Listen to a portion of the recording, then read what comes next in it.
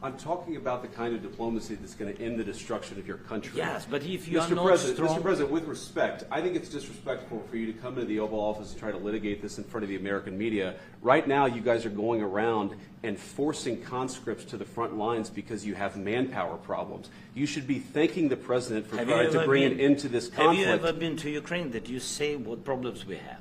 I have been to. Come once. I've actually watched and seen the stories, and I know what happens is you bring people, you bring them on a propaganda tour, Mr. President. Do you disagree that you've had problems bringing people into your military? We have problems. And do you think that it's respectful to come to the Oval Office of the United States of America and attack the administration that is trying to prevent the destruction of your country? A lot of questions. Let's start from the beginning. Sure. First of all, during the war, everybody has problems. Even you, but you have nice ocean and don't feel now, but you will feel it in the future. God bless. You don't know that. God bless. You don't God know bless. That. You will not have a war. Don't tell us what we're going to feel. We're trying to solve a problem. Don't tell us what we're going to feel. I'm not telling you. Because you're in no position to dictate that. Remember this. I'm not you're in no position to dictate what we're going to feel. We're going to feel very good. You will feel influence. We're going to feel very good and very strong. You will feel influence. You're right now not in a very good position. You've allowed yourself to be in a very bad position, and he happens to be right about it. From the very beginning of the war. You're not in a good position. You don't have the cards right now. With us, you start having cards. But right now, you don't. Yeah, you're playing cards. Mr. President. You're playing cards. Serious. You're gambling with the lives of millions of people. You're gambling with World War III. You're gambling with World War III. And what you're doing is very disrespectful to the country, this country. It's back to you. Far more than a lot of people said they should have. Have you said thank you once? A lot of times. No, in this even entire today. meeting, you said thank even you. Today. You went to Pennsylvania and campaigned for the opposition in October. Offer some words of appreciation for the United States of America and the president who's trying to save your country. Excuse me, that was with Obama, who gave you sheets, and I gave you javelins. Yes. I gave you the javelins to take out all those tanks. Obama gave you sheets.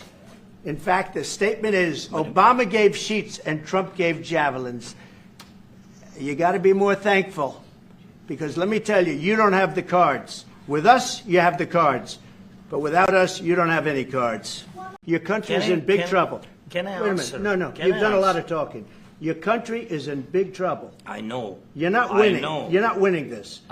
You have a damn good chance of coming out okay because of us. Mr. President, we are staying in our country, staying strong from the very beginning of the war. We've been alone, and we are thankful. I said thanks you haven't in been this alone. cabinet, you and haven't not been only alone. in this cabinet. We gave you, through I this said, stupid president, $350 billion.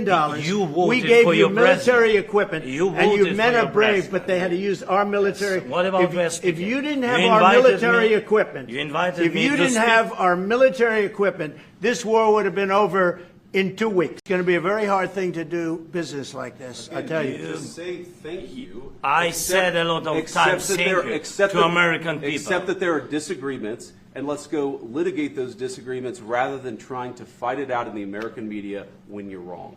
We know that you're wrong. But you see, I think it's good for the American people to see what's going on out here. I think it's very important. That's why I kept this going so long. You have to be thankful. You don't have the cards. Thankful. You're buried there. Your people are dying. I can tell you You're again, running low I know. on soldiers. Don't, please, you're running Mr. low on President. soldiers. It would be a damn good thing. Mr. And then you tell us, I don't want a ceasefire. I don't want a ceasefire. I want to go, and I wanted this. Look, if you could get a ceasefire right now, I tell you, you take it so the bullets stop flying and your men stop getting killed. Of course we want to stop the war. But you're saying you don't want a ceasefire. But I said to you, I want a ceasefire. with guarantees. Because you'll get a ceasefire faster than a degree.